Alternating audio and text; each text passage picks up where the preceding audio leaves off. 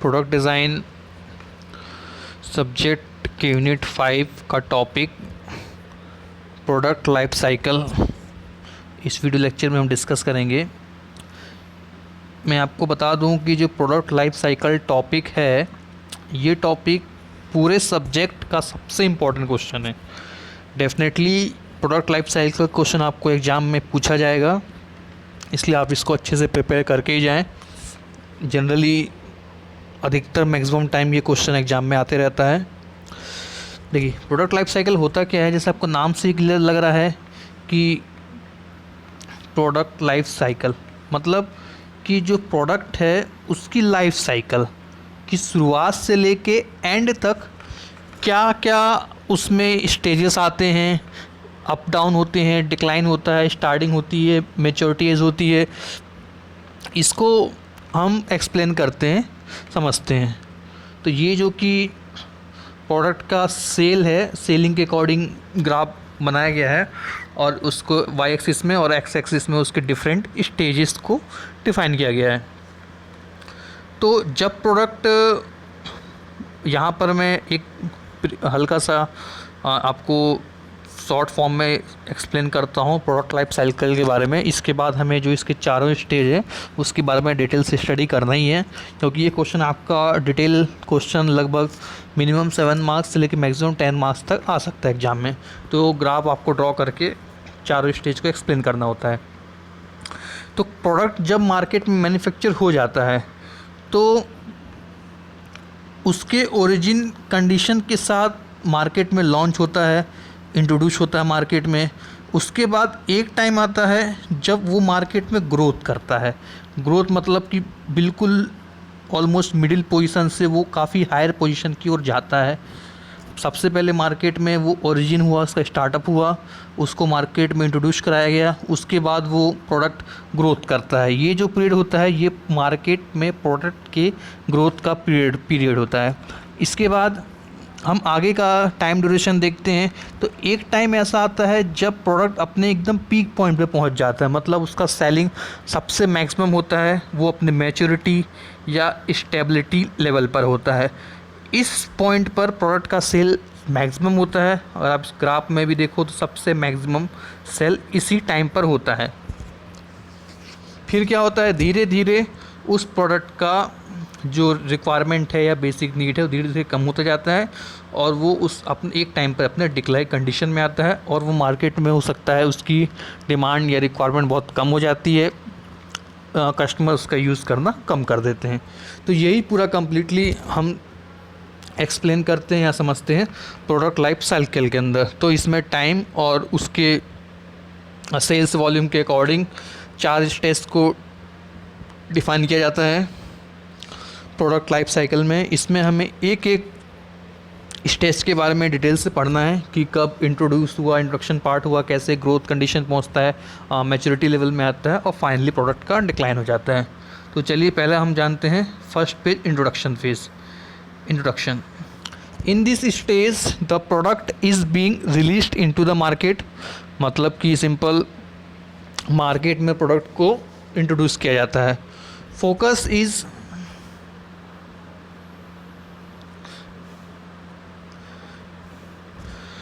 Focus is on rising product awareness and increase market share, मतलब कि product की market में अवेयरनेस, मतलब कि उसकी जो बारे में उसकी स्पेसिफिकेशन है, उसकी क्वालिटी के बारे में मार्केट में राइज मतलब कि बताया जाता है अच्छी तरह से। The typically required a lot of resource and finance, उसकी रिक्वायरमेंट को समझाया जाता है। Demand for the product is also quite immature at this stage, product की डिमांड को समझा जाता है।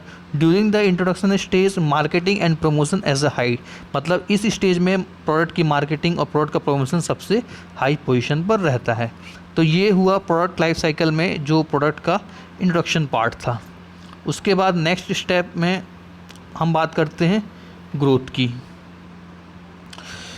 ग्रोथ में क्या, जैसे आप लोग समझ रहे पा रहे हैं कि ग्रोथ कंडीशन में क्या होता है कि in this stage your product start to sell at a much faster rate, मतलब इस कंडीशन में आके प्रोडक्ट का जो सेलिंग होता है वो बहुत तेज़ी से इम्प्रूव होता है।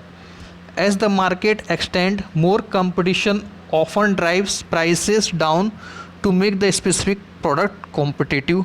अब जो आपका प्रोडक्ट है वो मार्केट में बहुत अच्छी तरह से आ चुका रहता है और वो कॉम्पिटिटिव लेवल में आ जाता है। मतलब और भी जो मार्केट में उस लेवल के आपको मार्केटिंग में कॉम्पिटिटिव लेवल में लाके खड़ा कर देता है product. Since the company now start the benefit from the economics of scale in production, the profit will also increase। मतलब इस स्टेज में इसके अच्छी तरह के वॉल्यूम सेल्स ऑफ वॉल्यूम होने की वजह से इकोनॉमी जनरेट होती है और प्रॉफिट गेन होता है। ये हो गया आपका ग्रोथ का स्टेज। नेक्स्ट स्टेज आपका आता है मैच्योरिटी लेवल। मैच्योरिटी लेवल में क्या होता है, in this stage product reaches maturity या स्टेबिलिटी।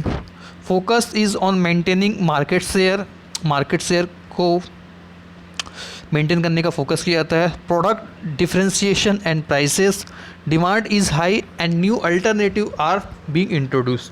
इस कंडीशन में क्या होता है कि प्रोडक्ट की डिमांड सबसे ज़्यादा हाई होती है और हम इसी के इक्विवेलेंट कोई न्यू प्रोडक्ट को इंट्रोड्यूस करने के बारे में प्लान करना स्टार्ट कर देते हैं। जैसे कि आपको इसमें समझ में आ रहा है ग्राफ में मैच्योरिटी लेवल सबसे हाई लेवल होता है, इसलिए हमने कहा कि इस स्टेज में मैच्योरिटी को पहुंच जाता है और हम शेयर को मेंटेन करने की कोशिश करते हैं। साथ ही साथ प्रोडक्ट की प्राइसेस को डिफ्रेंशिएट होता है और डिमांड इसकी हाई होती है। और अल्टरनेटिव मतलब कि अब जैसे ये प्रोडक्ट जब अपनी एक सबसे पीक पॉइंट पे पहुंच जाता है तो ये अंदाज़ा लगाया जाता है इस प्रकार से कि अब जाके कहीं ना कहीं आगे इसका डिक्लाइन पीरियड आने वाला होता है। तो हम उसी प्रोडक्ट के अल्टरनेटिव स्पेसिफिकेशन में चेंजेस करके और जो कस्टमर की नीड के अकॉर्डिंग कि अब कस्टमर को क्या चाहिए है किस हिसाब से कुछ अल्टरनेटिव सोचने की हम प्लानिंग कर देते हैं। मतलब दूसरे प्रोडक्ट का जो स्टार्टिंग पीरियड है उसके हम यहाँ से तैयारी चालू कर देते हैं, क्योंकि हमें पता होता है कि ये प्रोडक्ट अब अपनी एक बहुत स्टेबल पोजीशन पहुंच चुका है, इससे ज़्यादा और इसमें चेंजेस कर पाना पॉसिबल नहीं है। मतलब इसमें जो करेंटली फीचर्स हैं, इसके इम्पोर्टेंस हैं, इस बेसिस पर ये इस कंडीशन तक जा सकता है। अब इसमें ज़्यादा जो भी कंपनीज़ रहती हैं ज़्यादा इन्वेस्टमेंट नहीं करती हैं, जितना प्रॉफिट इनको गेन करना होता है वो इसी स्टेज पर गेन हो जाता है। इसके बाद लास्ट स्टेज आता है जब प्रोडक्ट डिक्लाइन कंडीशन पहुंच जाता है। The product reaches saturation and decline in inevitable, product sale drop significantly and consumer behaviour changes. Last stage में जो कंज्यूमर्स का बिहेवियर होता है वो चेंजेस हो जाता है। The product will retire out finally from the market, मतलब फाइनली प्रोडक्ट जो होता है वो मार्केट से रिटायर हो जाता है या मार्केट में उसका यूज़ बहुत ही कम हो जाता है। ये आपका होता है प्रोडक्ट लाइफ साइकिल। आप इसका कुछ एग्जांपल के माध्यम से आप समझ सकते हैं कि रिसेंट कंडीशन पे अगर आप देखें तो कौन कौन से जो प्रोडक्ट्स हैं वो स्टार्टिंग पोजीशन में जाते हैं। जैसे अगर आप सेल फ़ोन मोबाइल की बात करें तो अभी आपके जो फ़ोन्स हैं एंड्रॉयड फ़ोन्स आपकी ग्रोथ स्टेज पे चल रहे हैं, मतलब कि इन पे काफ़ी सेल्स ऑफ वॉल्यूम इन काफ़ी अच्छा है। और जब ये अपनी एक पोजीशन अभी पे मैच्योरिटी लेवल पे नहीं पहुँचे हैं, ये अपने चल रहे हैं। अब हम बात करते हैं, आप डिक्लाइन स्टेज पर अगर देखोगे तो इसमें जो इस तरह के फ़ोन्स हैं वो डिक्लाइन हो चुके हैं, मतलब उनका एक समय पे इनकी भी सेल्स ऑफ वॉल्यूम बहुत ज़्यादा रही होगी, बट अब इनका यूजेस ऑलमोस्ट ख़त्म हो चुका है। ये भी एक समय पे स्टार्टिंग रहे होंगे, इनका ग्रोथ चला होगा, बट एट द टाइम ये कम्प्लीटली अब मार्केट से आउट ऑफ स्टॉक के रूप में हो चुके हैं। तो इस तरह से आपको समझना होता है प्रोडक्ट लाइफ साइकिल के डिफरेंट स्टेज। तो आपको इसको एक्सप्लेन करना हो तो विथ एन एग्जांपल के माध्यम से एक्सप्लेन कर सकते हैं। एग्जांपल में आप काफ़ी अच्छे जो एग्जांपल, सबसे बेस्ट एग्जांपल्स तो आपके कंप्यूटर्स पीसीज़ रहते हैं। एक समय में अलग तरीके के पीसी यूज किए जाते थे, आज के समय में टैबलेट लैपटॉप्स को यूज किया जा रहा है। सेकंड, आप एंड्रॉयड फ़ोन्स की बात कर सकते हैं। ऑटोमोबाइल व्हीकल्स की जो आप बाइक्स वगैरह यूज करते हैं उसकी इलेक्ट्रॉनिक्स सामान के हिसाब से देख सकते हैं। जो आज का डिफरेंट टाइप की कार मॉडिफाई होती है उसका एग्जांपल लेके एक्सप्लेन कर सकते हैं कि कैसे कोई भी प्रोडक्ट एक टाइम पर बहुत अच्छी स्टेबिलिटी कंडीशन पे होता है और धीरे धीरे वो मार्केट से उसका वैल्यू ख़त्म हो जाता है। तो ये जो टॉपिक है आपका बहुत ही इंपॉर्टेंट टॉपिक है। यूनिट 5 से डेफिनेटली क्वेश्चन आपको पूछा जाएगा प्रोडक्ट लाइफ साइकिल के बारे में, तो इसका आपको हल्का सा इंट्रोडक्शन दे के आपको इसको एक्सप्लेन करना है। बहुत ही सिंपल टॉपिक है और एकदम इंपॉर्टेंट टॉपिक एग्जाम में आने वाला। Okay, thank you students.